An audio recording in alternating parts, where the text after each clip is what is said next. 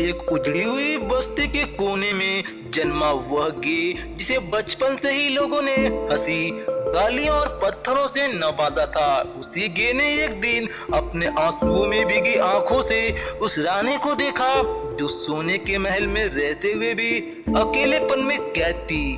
और उस पल दोनों की नजरें मिली तो ऐसा लगा जैसे दो अलग अलग दुनियाओं के दर्द पहली बार एक दूसरे को पहचान गए हों। बिना किसी शब्द के, बिना किसी परिचय के, बस एक गहरी खामोशी में। रानी के पास ताज था, रेशमी कपड़े थे, सैकड़ों दास दासियां थीं, मगर कोई ऐसा नहीं था जो उसकी दिल की सुने। और उस गे के पास न घर था, न नाम, न इज्जत, फिर भी उसके पास वह संवेदना थी जो उसने अपमान और तिरस्कार सहते सहते सीखी थी। और जब वह चुपचाप रानी के सामने नाचते हुए अपने आंचल से उसके आंसू पोंछता था तो रानी पहली बार महसूस करती थी कि असली इंसानियत महलों में नहीं बल्कि टूटी हुई जिंदगियों में बसती है। समय बीतता गया, रानी ने गे को अपनी महल में जगह दी, लेकिन दरबार ने उसे कभी अपनाया नहीं।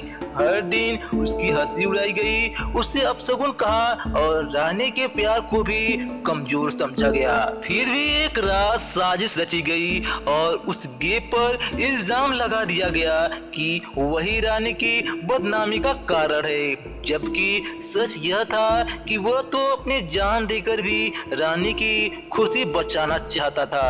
राज्य की इज्जत के नाम पर रानी ने कांपते हाथों से वही फैसला सुनाया जो उसका दिल कभी नहीं चाहता था। और जब गे को महल से निकाला जा रहा था तब वह मुस्कुराया, झुका और बोला कि महारानी, आज पहली बार किसी ने मुझे इंसान समझा। यही मेरे लिए सबसे बड़ा ताज है। ये कहते हुए उसकी आंखों से बहते आंसू जमीन पर गिरे और रानी अपने ही सिंहासन पर बैठी टूटी चली गई। बरसों बाद जब रानी की मौत हुई और उसका ताज सोने के कमरे में धूल खा रहा था, उसी शहर के बाहर एक कब्र थी जिस पर कोई नाम नहीं था, बस फूल थे। और इतिहास ने लिखा कि एक रानी सब कुछ होते हुए भी अधूरी रह गई और एक गे कुछ भी न होते हुए भी प्यार से पूरा था। और यही सोचकर आज भी हवाएं रोती हैं कि समाज ने जिसे ठुकराया